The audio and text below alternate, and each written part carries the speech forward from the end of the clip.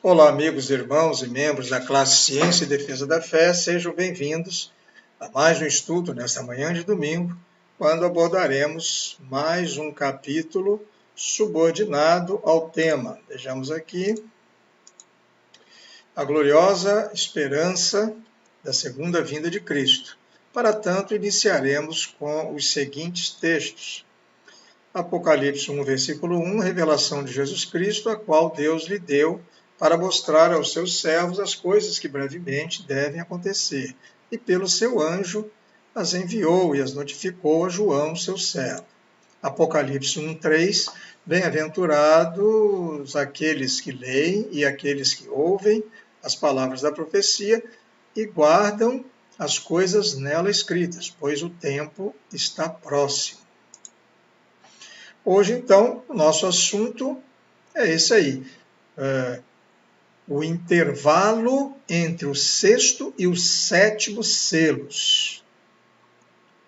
Para tanto, vamos orar. Deus de amor e de infinita graça, de volta estamos aqui para mais um estudo da Tua Palavra. Pedimos-te que Teu Espírito Santo nos capacite a entender a Tua revelação a respeito dos eventos futuros que colocará um fim nas obras de Satanás.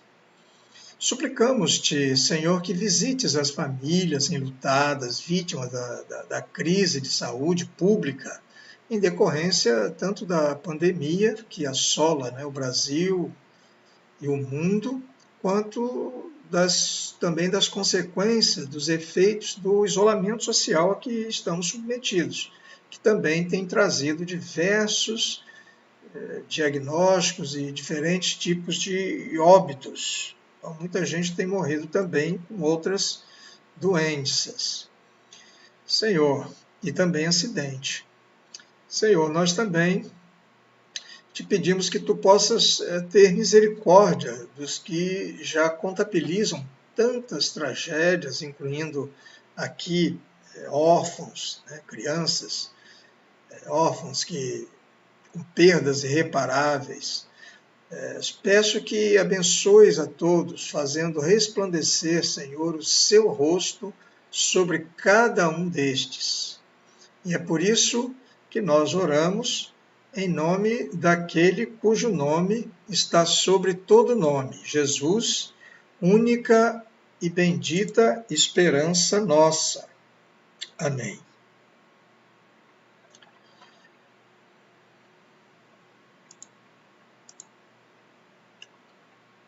Até agora abordamos os 6 primeiros selos do Apocalipse.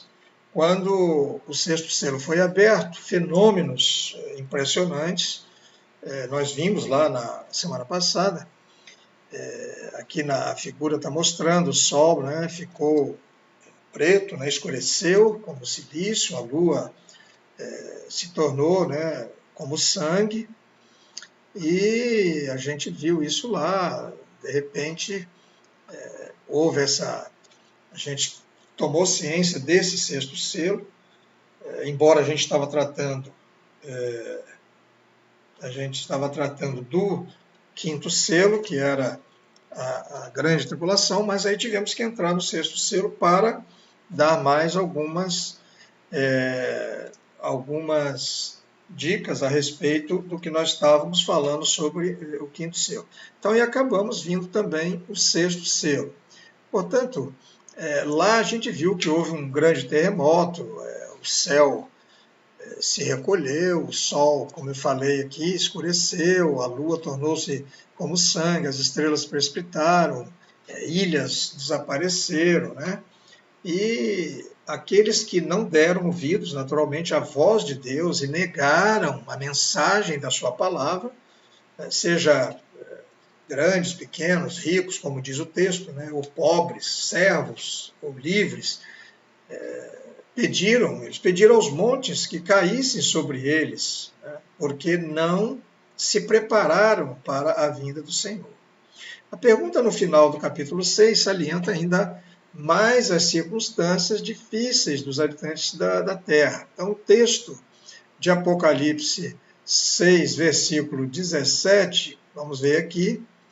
Diz assim: porque é vindo o grande dia da sua ira, e quem poderá subsistir?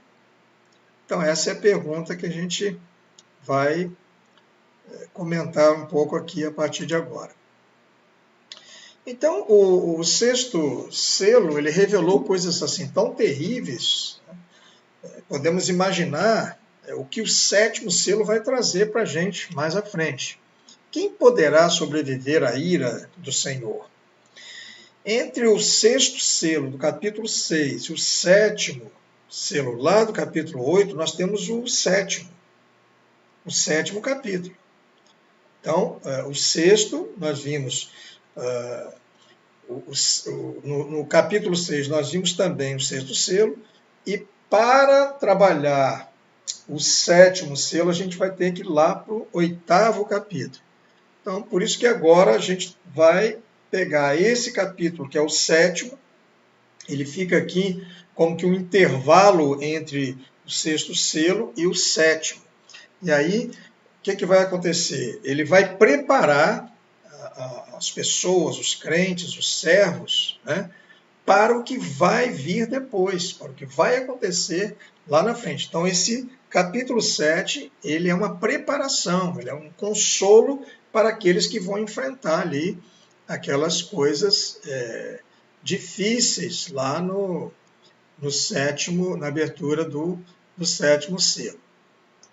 Então, esse intervalo, né, entre um e outro, ele vai trazer consolo, algumas consolações aos crentes, porque Deus não esqueceu deles e não abandonará os seus servos de forma alguma. Ele providenciou uma maneira de proteger aqueles que lhe pertencem. Então, o capítulo 7 descreve a selagem do povo de Deus, representado pelos 144 mil selados. Tá? Então, é um texto que traz aí uma série de, digamos assim, de interpretações, de posições, e a gente vai também trazer aqui a nossa posição. Vejamos aí o texto, é um pouco longo, mas vamos tentar fazer uma leitura rápida aqui. Apocalipse 7, de 1 a 17. Diz assim: e depois dessas coisas, vi 4 anjos que estavam sobre os 4 cantos da terra, retendo os 4 ventos da terra, para que nenhum vento soprasse sobre a terra, nem sobre o mar, nem contra árvore alguma. E vi outro anjo subir do lado do sol nascente, e que tinha o selo do Deus vivo, e chamou com grande voz aos 4 anjos, a quem fora dado o poder de danificar a terra e o mar, dizendo: não danifiqueis a terra, nem o mar, nem as árvores, até que hajamos selado nas suas testas os servos do nosso Deus. E ouvi o número dos selados, e eram 144 mil, de todas as tribos dos filhos de Israel. Versículo 5, na sequência, da tribo de Judá havia 12 mil selados, da tribo de Ruben também 12 mil, e assim ele vai descrevendo. Da tribo de Gade, 12 mil, da tribo de Azer, 12 mil, da tribo de Naftali, também 12 mil selados, da tribo de Manassés, 12 mil, da tribo de Simeão, 12 mil, da tribo de Levi, também 12 mil, da tribo de Issacar, 12 mil selados. Da tribo de Zebulon, 12 mil também, e da tribo de José, 12 mil. E, por último, da tribo de Benjamim, 12 mil selados também. Ok?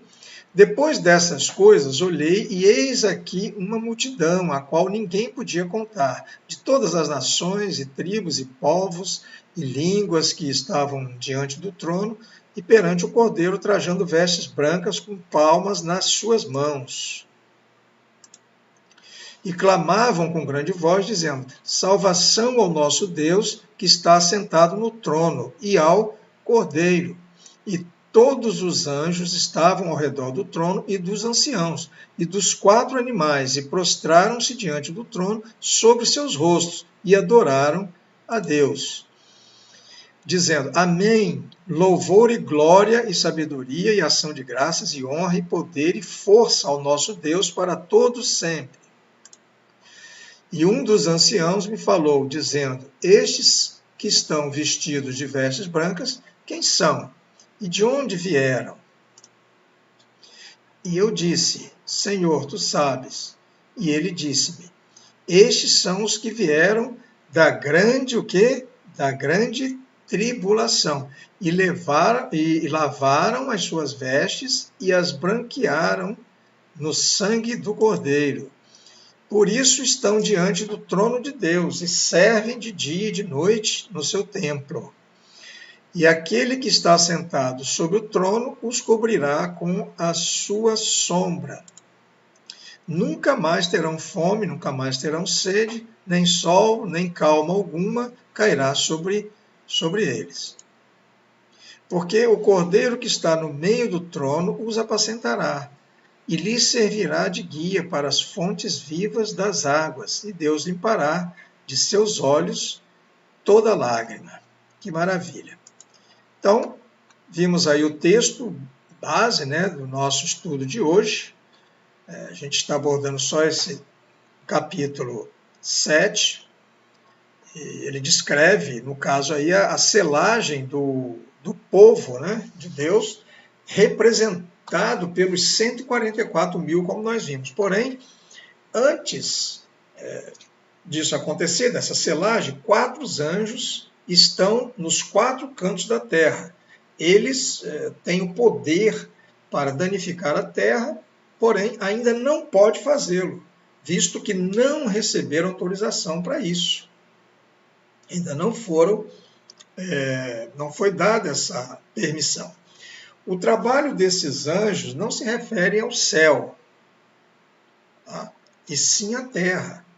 Pois além das referências ao mar e às árvores, o número 4 ele sugere algo relacionado aos 4 ventos e aos 4 cantos, que representam os 4 pontos cardeais da Terra. Então, é uma referência aí nítida à Terra. O que impedia o castigo pelos 4 ventos foi a determinação divina de identificar, primeiramente, os servos fiéis para a proteção deles através do selo na testa. Então, vamos ver aqui essa figura seguinte. É uma cena semelhante, né, à que nós estamos estudando e trabalhando agora. Foi uma que aconteceu lá, entre outras lá no Velho Testamento. Temos lá a cena, através de Ezequiel, quando aqueles executores, né, os carrascos, chegaram em Jerusalém para executar a população. Ali as pessoas, né, os habitantes daquela cidade. Então Deus, o que ele fez? Ele enviou na frente um homem que marcou a testa dos fiéis com um sinal. Então só aqueles que eram fiéis ao Senhor, eles foram marcados com um sinal na testa. Ok? Os exterminadores, eles seguiam matando as pessoas que não haviam recebido o sinal. Veja que providência foi dada por Deus para que aqueles seus servos fiéis, eles fossem poupados daquela matança. Podemos verificar isso no texto de Ezequiel. Veja, Ezequiel 9, 4 a 5 diz assim: E disse-lhe o Senhor, passa pelo meio da cidade, pelo meio de Jerusalém, e marca com um sinal a testa dos homens, que suspiram e que gemem por causa de todas as abominações que se cometem no meio dela. Versículo 5, e aos outros disse ele, ouvindo eu, passai pela cidade após ele, e sem que os vossos olhos poupem, e sem que vos compadeçais, matai. Então foi autorizado que aqueles que não estavam com um sinal na testa, aqueles então seriam mortos. Ok? Então é um exemplo que a gente está vendo lá do Velho Testamento que mostra mais ou menos o que está acontecendo aqui no capítulo 7, né, de Apocalipse. Vamos então voltar à visão de João, lá no capítulo 7, e vamos aqui seguir um pouco a ideia do Dr. Russell Shedd, né, do livro dele. Nós estamos também considerando, analisando, utilizando o livro também do Dr. Shedd, e ele vai fazer aqui a seguinte observação. Observa que o simbolismo no ato de selar esses servos do Senhor comunica a segurança e proteção de Deus, com que os crentes podem contar. Estou lendo aqui. E o selo oferece garantia de proteção espiritual diante dos ataques de Satanás e o terror provocado pelas forças do mal. É o que diz lá o Dr. Shedd. Em consequência desta selagem, os demônios soltos na ocasião, mais à frente a gente vai ver essa parte lá da quinta trombeta, lá no sétimo selo, quando ela é tocada, eles não vão alcançar qualquer vantagem sobre os que têm o selo de Deus.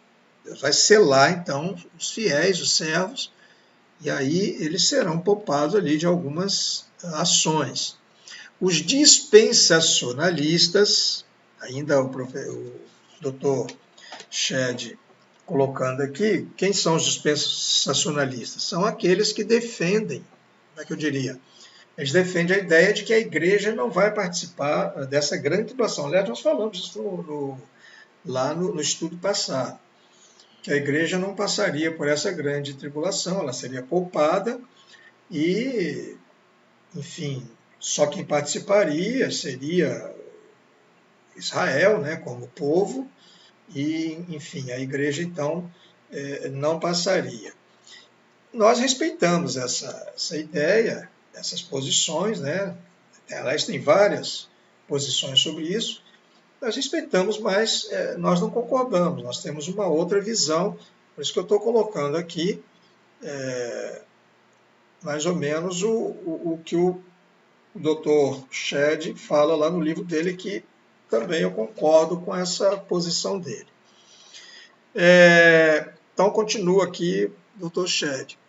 Eles creem, né, no caso, os dispensacionalistas, eles creem que os 144 mil selados representam judeus que serão salvos depois do arrebatamento da igreja. Estou aqui fazendo uma leitura do texto dele. Segundo eles, a estes judeus cristãos, Deus dará a missão de proclamar o evangelho do reino, uma vez que o apóstolo Paulo nos informa que todo Israel será salvo, lá em Romanos 11, 25, 26. Neste ponto, nós achamos mais provável que este símbolo se refira a toda a igreja, a toda ela também, composta de judeus e gentios. É o que o Dr. Shedd está colocando aqui. E lá, então, nós vamos ver em Gálatas, o apóstolo, então, vai dizer aqui o seguinte, vamos ver aqui, em Gálatas, ele vai dizer, aí está aquela cena, em Gálatas ele vai dizer exatamente o que a gente está colocando aí no slide. Nisto não há judeu nem grego, não há servo nem livre, Paulo está falando lá.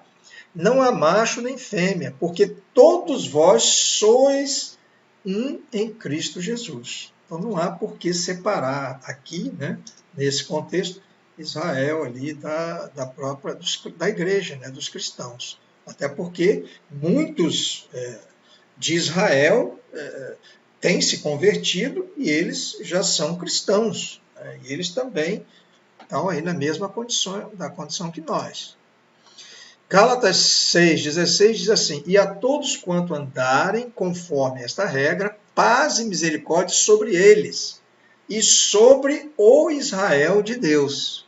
Então, o que nós vivemos hoje é o Israel de Deus, como está falando aí o texto, tá certo?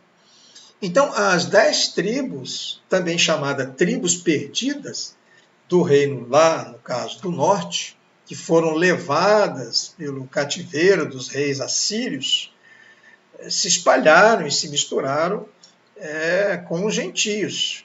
Isso foi uma realidade.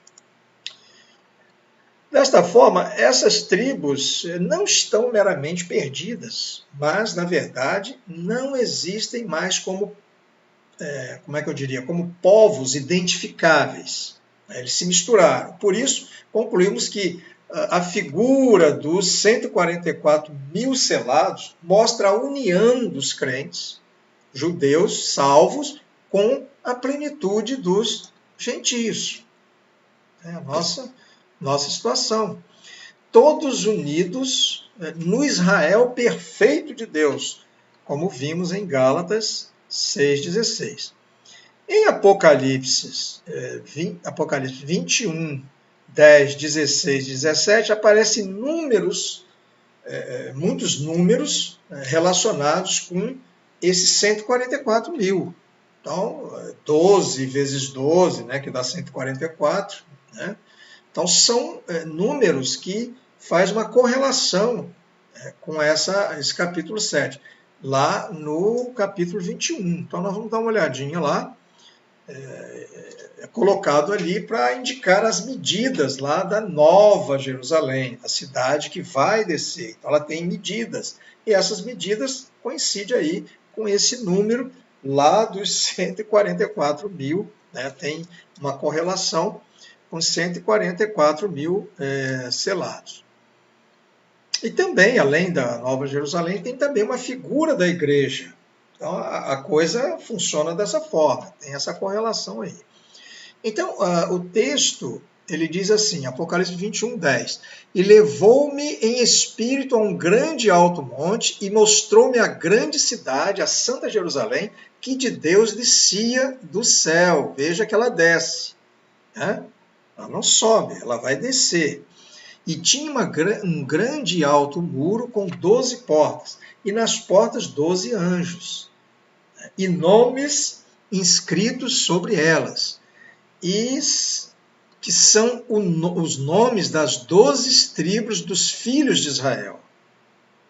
Então tem a ver aí com as 12 tribos. Agora vamos ver mais à frente. Versículo 14 diz assim, e o muro da cidade, ainda no capítulo 21, e o muro da cidade tinha 12 fundamentos, e neles o nome de quem? Dos 12 apóstolos do Cordeiro. Então vocês estão vendo aí as 12 tribos, lá de Israel, e também se correlacionando aqui com os 12 apóstolos. 12 lá, 12 cá. E a cidade estava situada em quadrado, ou seja, num cubo. Então ela tinha a mesma altura, a mesma largura, o mesmo comprimento e profundidade. Que é o que o texto vai dizer aqui agora. Vamos ver aqui. E o muro da cidade tinha 12 fundamentos, já vimos, e a cidade estava situada em quadrado. E o seu comprimento era tanto como a sua largura, e mediu a cidade com vara até 12 mil estádios. E o seu comprimento, largura e altura também eram iguais. Olha, isso é uma figura geométrica, espacial, quer dizer, um cubo, ele tem comprimento, largura e altura. Então, a cidade ela é representada aqui como um imenso cubo. Ali vai cabendo ali muita gente. Vamos ver aqui o versículo 17. E mediu o seu muro de 144 côvados. Veja só com relação com 144 mil lá, 12 vezes 12 aqui, que no caso é um quadrado e também tem altura. Então você calcula, se você multiplicar tudo ali, vai ser 12 de largura, 12 de comprimento e 12 de altura. Então, se você fizer isso, você vai ter ali o volume ali total daquele cubo. Muito bem. E mediu o seu muro de 144 côvados, conforme a medida de homem, que é um anjo. Ele está dizendo aí. A cifra não deve ser entendida, isso que a gente está falando aí, de uma forma assim literal, mas como um símbolo de totalidade e perfeição. Ok? E em Apocalipse 21, agora, ainda no mesmo capítulo, só que no início, versículo 2 e 3, nós temos a figura da igreja que eu já coloquei aqui, ó, vocês já estão vendo aí, Apocalipse 21, 2 e 3. E eu, João, vi a santa cidade, a nova Jerusalém, que de Deus descia do céu, adereçada como uma noiva, uma esposa, ataviada para o seu noivo. No caso aqui, nessa versão, seu marido. E ouvi uma grande voz do céu que dizia: Eis aqui o tabernáculo de Deus com os homens, pois com eles habitará. Veja que a Jerusalém desce com Deus e ele vem habitar. E Deus habitará com os homens, pois com eles habitará e eles serão o seu povo. E o mesmo Deus estará com eles e será o seu Deus. Então, aqui não são os crentes que estão subindo lá para o céu. Ao contrário, a Nova Jerusalém, ela desce, a noiva desce, né? E Deus virá para, como ele está dizendo aqui, ó, para habitar com o seu povo. Então, nós estaremos aqui aguardando essa chegada, né, do grande Deus, né? O Cordeiro já vai estar aqui também. E aí, nós temos uma figura das bodas do Cordeiro. Vou voltar ao doutor Rousseau Shedd, porque ele acrescenta o seguinte: como não deve haver nenhuma cadeira, olha só o que ele diz aqui, nenhuma cadeira desocupada na festa das bodas, imagina como é que vai ser essa festa, as bodas do filho do rei, assim as figuras para a igreja, lá no Apocalipse, não admitem uma sugestão de qualquer imperfeição ou de alguns salvos que pudessem ser capturados por Satanás. Então, isso aí está completamente fora de cogitação. Se estiver correta essa maneira, né, de entender quem são esses 144 mil selados, a multidão que ninguém podia enumerar, que fala lá no texto, de todas as nações, tribos, povos e línguas, também deve referir-se à igreja composta de cristãos congregados de todo o mundo, todas as partes do mundo. Todas essas cenas, elas focalizam, isso aqui é muito interessante, muito importante, elas focalizam ali verdades para encorajar os cristãos perseguidos que sofrem como vítimas dos ataques, né, de Satanás e de seus aliados, aliados dele entre os homens, né? Então, os crentes, eles acabam recebendo esses ataques de alguma forma, e Deus, aqui agora sim, ele está estabelecendo o juízo dele. Não é mais como lá na grande tribulação, que lá, como nós falamos, eram os desmandos, o pecado, né, da humanidade, dos homens. Então, foram as causas, né, do pecado. Então, agora, não, agora já está mais lá na frente, já passou a grande tribulação, então é a ira de Deus que está começando já a aparecer. Ali sim é que Deus, então, de alguma forma, vai providenciar um selo, né, para os crentes. Nós vamos ver isso mais lá na frente. E aí nós vamos ver como, de alguma forma, os crentes vão conseguir passar por esses momentos muito difíceis aí que virá pela frente.